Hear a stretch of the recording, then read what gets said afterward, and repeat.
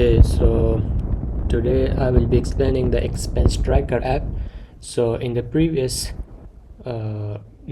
the previous task, I also made the expense tracker, but in this task, I have improved that because the examples to make any of the apps also included expense tracker, which also I made previous month. So this month I improved that app. So let me show the app to you first. So what have changed is that I have added the statistic page, the settings page, and I have removed the dark mode and light mode from the top app bar and moved it to the settings screen. Okay, so let's test it really quickly. So for example, we do some grocery shopping and the amount is 10,000.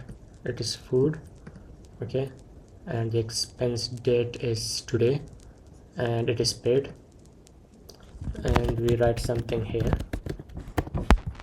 and let's save it. Okay, so this is the search bar we explained earlier and it works totally fine, like it works on the title.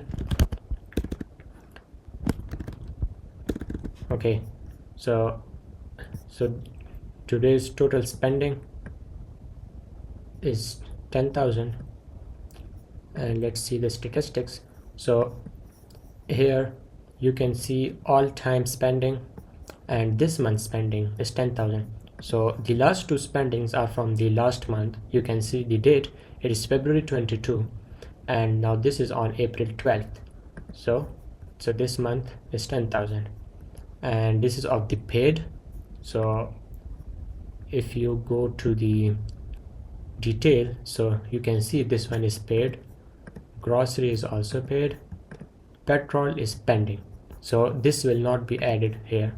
So this is that petrol payment is minus from here, so you can see the unpaid payment here. Okay, here we have the spending pie chart.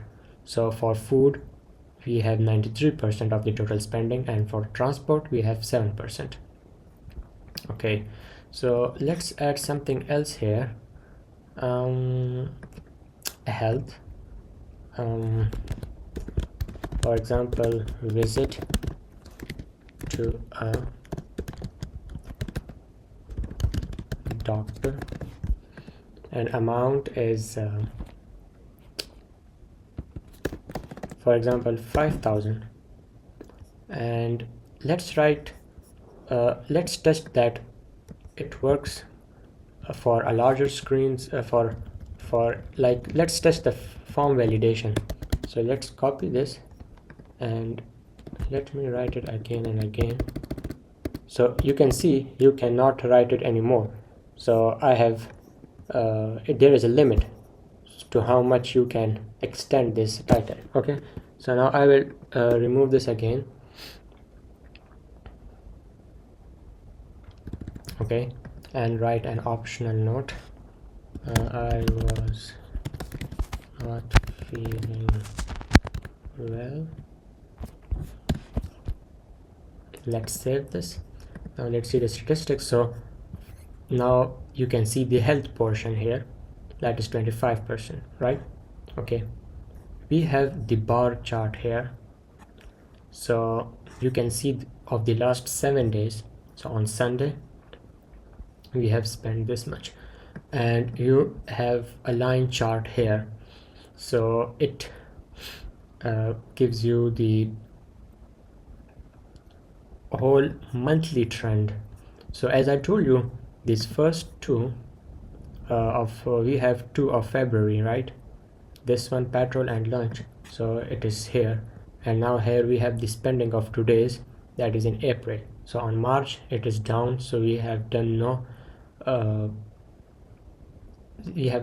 no spending on March and January.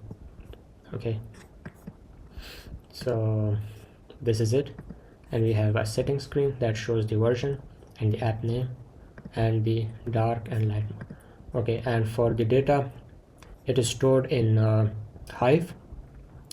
Let me remove this app and let's see if the data is persistent. Yes, you can see all the data we added, statistics and everything, right? Okay, so in the coding part I will tell you that I added this settings page. So here it shows the app name, okay, the version.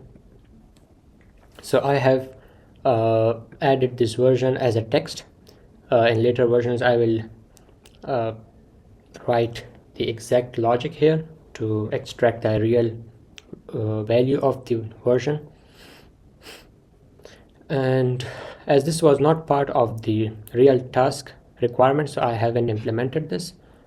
And here is the statistics page. So I have used this dependency FL chart to implement these three types of charts, that is bar chart, pie chart and line chart. So this application follows clean architecture where the UI layer, domain layer and the data layer each have their own responsibilities. So the UI layer is responsible for showing all the UI, displaying all the data, and it handles all the user interactions, all the adding expense and searching and switching between the light mode and the dark mode. Okay, so when the users performs the action with the UI, it communicates with the provider or the controller, which act as a controller. Okay, the provider then calls the appropriate use cases from the domain layer.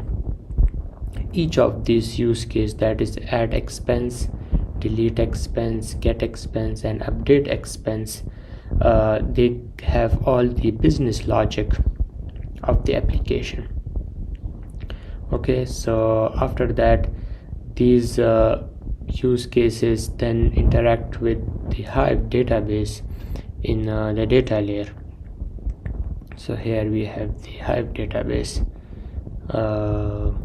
so it interacts with this.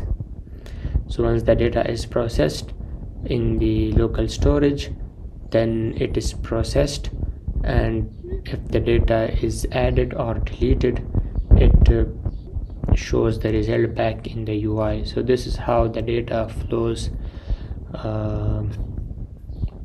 in this architecture. So this is how the data flows back from the data layer to use cases, and then from use cases to again to providers, and then it is shown in the UI. So this is how the separation, so this separation makes it easier to make any changes in any part of the code. This is the model. I have defined all the fields here. We have data sources, which is connected with the Hive, and we have dependency injection here. That's it.